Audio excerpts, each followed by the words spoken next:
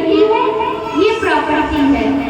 जो भी तुम बोओगे वैसा ही तुम पाओगे, क्योंकि आदतें किसी भी गलत सबको, यदि हम कहते हैं मनुष्य यदि अपने अंदर झांके, अपने अंदर को टटोले, तो हमें स्वयं अपनी गलतियां पता चलती हैं। मगर इंसान अपने आप को नहीं देखता है, स्वयं दूसरे को देखता है कि दूसरे में ज्यादा गलती है। यदि उसमें गलती है तो तुम सुधारो, तुम तो अच्छे हो ना। ये ताली कहती है कि मैं बहुत अच्छी हूँ, और ये कहती है मैं तो बहुत तेज हूँ। ये आकर के टकराएगी मगर ये सीधी है, ये इसके पास जाएगी नहीं। तो ये ऐसे बजेगी क्यों, ऐसे लड़ाई होगी क्यों? क्योंकि कहीं दोनों रहती है। मगर जिसको भी सत्संग मिल रहा है, उस रिश्ते में समझदारी उसको है, तो वो शांत रहे। चाहे वो रिश्ता पति पत्नी का हो, देवरानी जेठानी का हो, सास बहू का हो, माँ बेटे का रिश्ता हो। और इस संसार में माँ बेटे से अनमोल रिश्ता इस संसार में कोई नहीं है। पति अपनी पत्नी से प्रेम करेगा, हम भी पत्नी है, माँ भी है, बहू भी है। परंतु एक स्थिति देखो, हर एक नौजवान अपने रिश्ते में देखे, यदि पत्नी की इच्छाएं पूरी नहीं होंगी, यदि इसको घर में पूरा सामान नहीं मिलेगा, तो वो पति से कन्या करेगी। यदि उसकी टांग में भी दर्द है तो उसकी टांग नहीं दबाएगी। यदि वो बीमार है तो उसके लिए कोई उपचार नहीं करेगी, क्यों? उसकी पूर्ति नहीं हुई। और माँ से पूछो, यदि बच्चा बीमार होगा तो माँ कहेगी बेटा तू आराम कर, मैं स्वयं कुछ कर लूंगी, मैं तेरे लिए भोजन बना लाऊंगी। तो माँ के हृदय को टटोल कर देखो कि माँ का हृदय कैसा है। पत्नी जरूर छोड़ सकती है, परंतु माँ अपनी औलाद को कभी नहीं छोड़ सकती है। यदि माँ अपाहिज होगी तो बेटे को सेवा करने में बहुत तकलीफ होगी कि कब तक इसकी सेवा करें। यदि एक माँ के अपाहिज औलाद पैदा हो जाएगी तो माँ उसको जीवन भर ढोएगी, जब तक उसकी सांस रहेगी, जब तक उसकी सेवा करेगी, वो अब तक ना करेगी। तो माँ के हृदय को तुम स्वयं समझो कि माँ का गुण क्या है। सही है, रिश्ते में बहन को भी आदर देना है, पत्नी को भी आदर देना है, बच्चों को भी आदर देना है। परंतु इस संसार में जिसने अपने माँ बापों को निरादर करा, शायद उसको इस संसार में भी दुख मिलेंगे पल पल। परमात्मा कहते हैं गुरु सेवा सही है, परंतु गुरु से पहले जिसने गुरु के पास जाने के हमें लायक बनाया, हमें जन्म दिया, उसका कर्ज वो बेटा कैसे भूल पाएगा।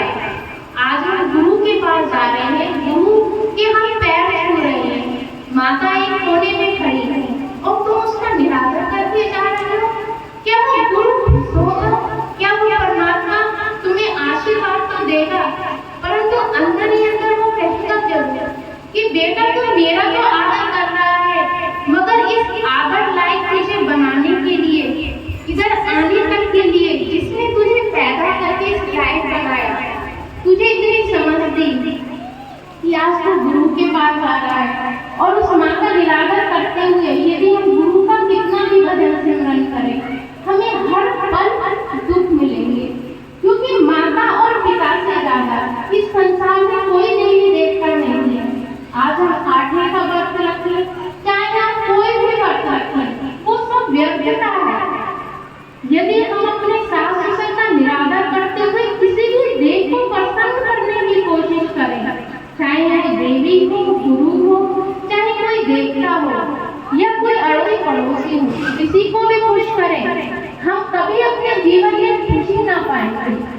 यदि अपने जीवन में तुम्हें खुशी आनी है तो वो माता कितनी भी बुरी तुम्हारी नजर में हो, उस बेटा से मेरी विनती है कि माँ कितनी भी बुरी हो,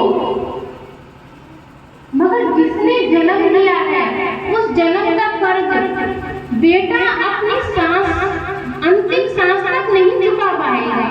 यदि उसका कर्ज चुकाना ही है तो सिर्फ उसको सम्मान चाहिए, तो उसका सम्मान करो, उसका आदर करो, उसका समाज में निरादर न करो। गुरु कह तो कुछ ना सकेगा मगर खुश ना होगा कि माँ का निरादर और गुरु का सम्मान, गुरु से पहले उस माता का सम्मान करो जिसने तुझे जन्म दिया है और इस लायक बनाया है कि गुरु के पास तुम आ सके हो, इधर भजन सिमरन कर सके हो, सेवा लगा सके।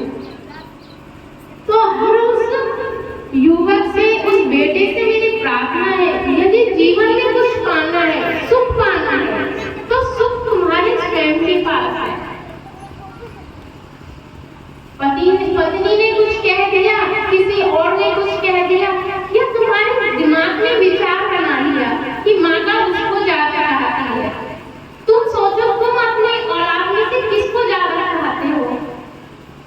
यदि तुम्हारा पुत्र या पुत्री कोई भी अगर किसी भी कारणवश, नियति का नियम है, किसी भी कारणवश किसी बच्चे की मृत्यु होती है या वो बहुत नालायक हो जाता है, तो बच्चा क्या दूसरा क्या कहता है, वो नालायक है। तब भी माँ उसकी तरफ बचली है, हाँ वो नालायक है, उसके कर्म है, परंतु मैं माँ हूँ, मुझे तो करना पड़ेगा।